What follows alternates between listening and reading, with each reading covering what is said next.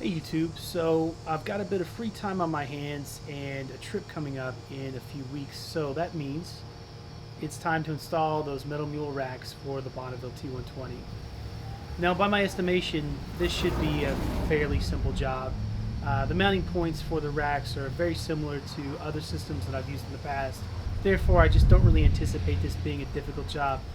But if you're looking at these racks and you have this bike, this could be helpful for you. So without further ado, let's take a crack at it. Tiny Triumph Shop. Tiny Triumph Shop. Now when I picked up this T120, it had the sort of Triumph Sport soft pannier setup. I'm not really sure what it's exactly called, but you can see those here. Now removal of this system is going to be incredibly easy. Essentially these bags just snap off with those little plastic clasps that you see there. And then that mounting hardware just sits underneath the seat itself. And then finally we'll just remove these metal mounting bars that you can see in the frame right there. And then that will get the bike back to stock so that we can get started with the actual installation of the Metal Mule panniers. So like I said, taking these off is really simple. We just have these buckle enclosures right here, and then these slide right off. And the only other hardware to worry about are these mounting bars right here, and then this hardware that sits underneath the seat. So we'll just pop our key in here and take the seat off. So much to my surprise, not only are these bolted in, but they're using Torx bits, and these are actually T30s. So let's get these off. Zoop. We've got much more standard hardware here. These are just number 12 bolts, so we'll pull these off. Zoop. So let's set this off to the side. We're probably going to use new bolts when we put the Metal Mule racks on, but we'll just keep track of that anyways. It looks like there's a spacer behind this. I'm going to go ahead and grab this before it falls anywhere. Set that up there as well. It looks like you can't get to the head of this bolt without pulling the entire assembly for the passenger peg apart. So the assembly itself doesn't look too complicated. It's not that different from the previous models. We just need to pull this retention clip off, and then I think we can probably work the pin out.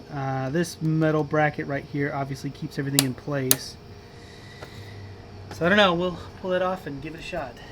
Alright, trusty needle nose pliers in place. Let's see about pulling this off.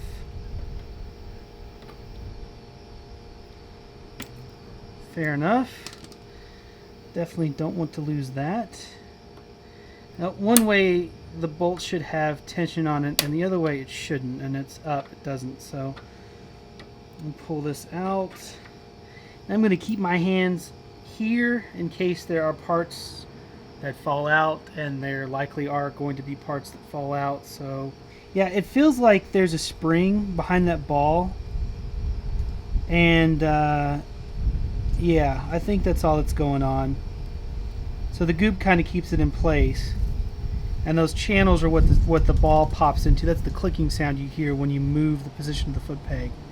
Is the ball sliding up over and then clicking into position. So I'm going to set this down just like so, with our pin through it, so we don't lose anything. Because again, I think these are going to stay off until I've got the racks mounted. I think this is going to be a mounting point for the Metal Mule racks. I need to get an Allen wrench so I can finish taking this bolt off. Alright, make pretty quick work of this. And I think if I had a do-over, and when I go to do the other side, I'll actually do the bottom last.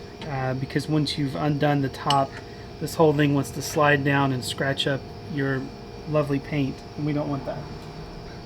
Again, I'm just going to put this back on this bolt just for safekeeping. I'm almost positive we're going to use this bolt to mount the new racks. So now we want to turn our attention to the instructions, because I am concerned about if there's a preferred order to install these, or if it might be advantageous to install one first. So we'll take a look at the instructions in their entirety just to see what Metal Mule recommends. So here are the instructions for the pannier frames.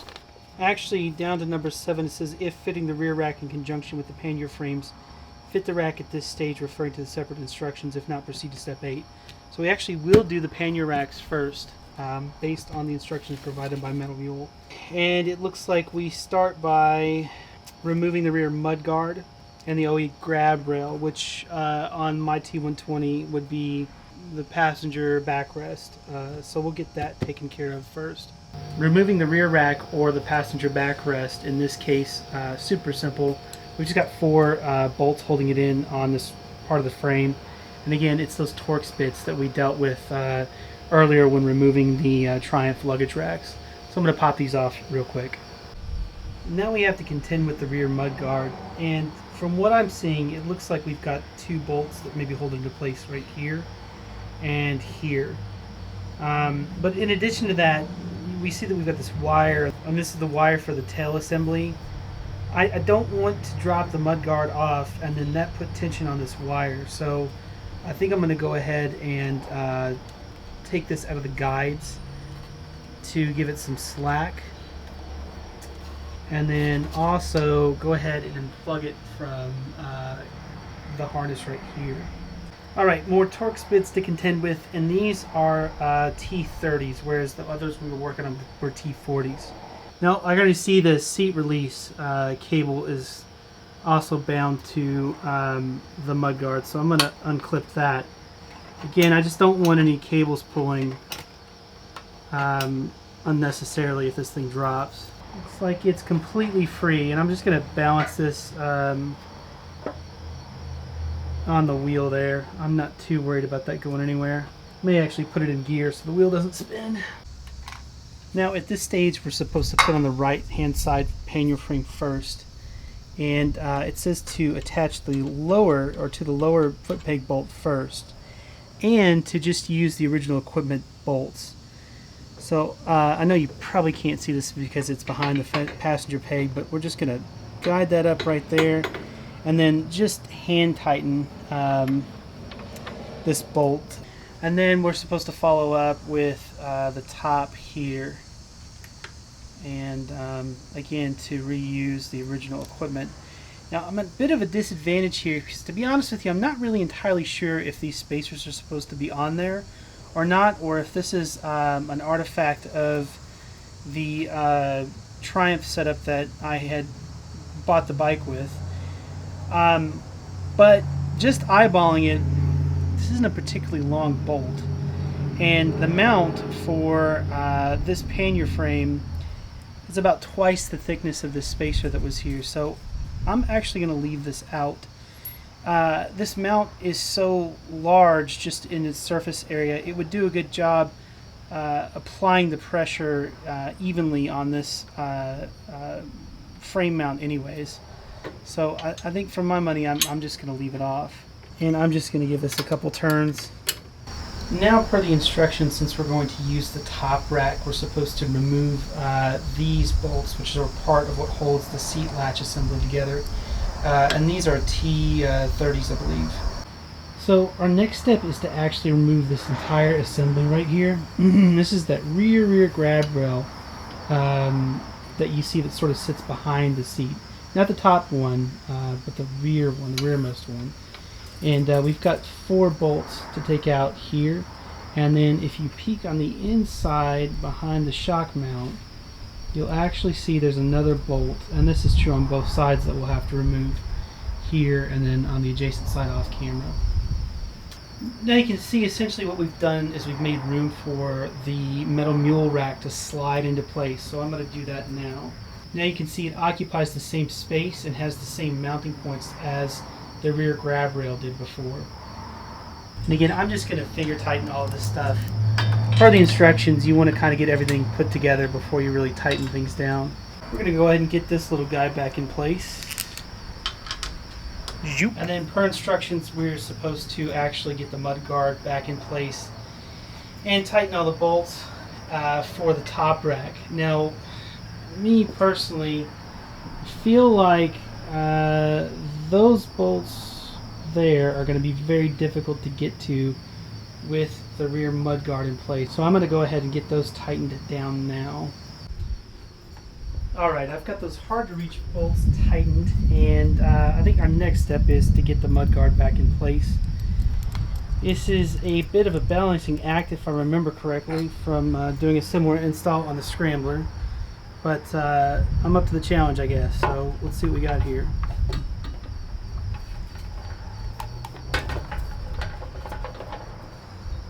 Try to get our wires out of the way first.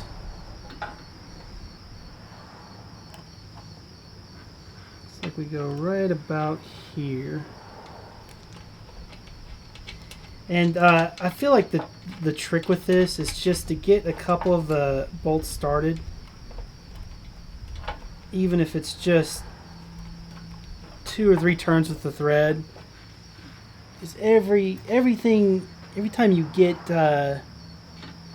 when you get a couple of the bolts going, like it makes balancing the whole thing a little bit easier. And at this point they're all threaded, so I don't really have to balance it anymore. So I'm going to rerun my wires and then get this tightened down and in place.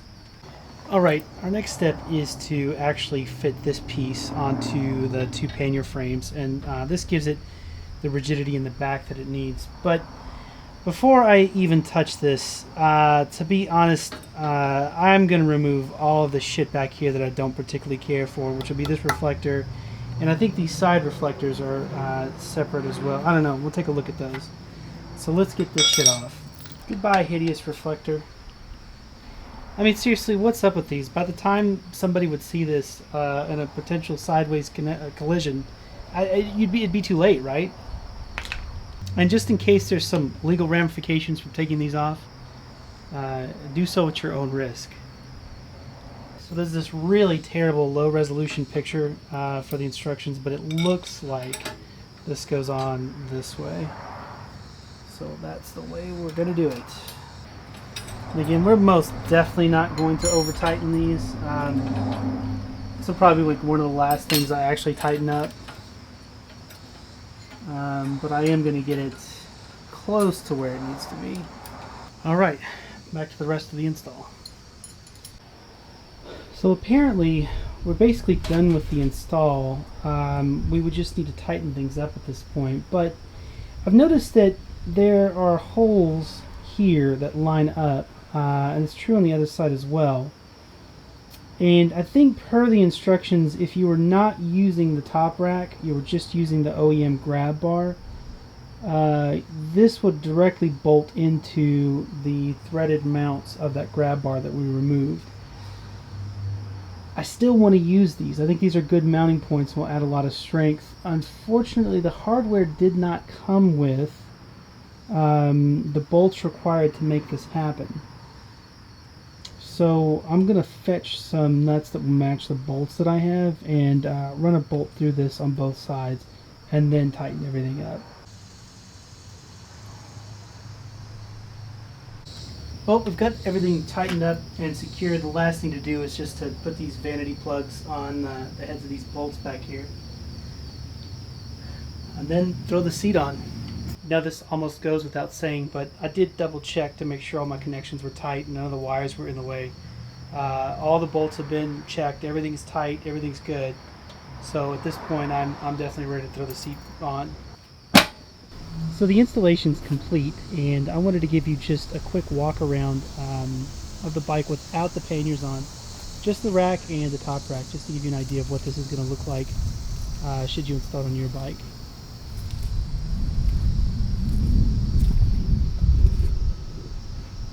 As you can see, the racks themselves, they really almost butt up to the body of the bike perfectly. And in fact, the stock exhaust on the T120 protrudes out farther than the racks do, which really caught me by surprise. Anyways, let's get the panniers and top box mounted up so you can see what that looks like next. Now I've put the panniers and top box on the bike to give you an idea of what this looks like. Again, this is the largest top box that Metal Mule makes of the two sizes, and the smallest max pannier that they make of, I think, 3 different sizes. You can see it sort of hugs the line of the bike pretty much dead on. And it adds some bulk. The top box is obviously pretty huge, but I think this size fits a full-sized helmet, whereas the smaller of the two does not, and that's kind of a requirement for a top box for me. And if you haven't figured out already, I'm obviously intending to use this bike for touring. And I don't know about you, but this looks like a good setup. Well, that concludes another job done for the Tiny Triumph shop. Thank you for being a part of this journey of motorcycle madness, installations, gear reviews, and all things two wheels related. Hope to see you next time.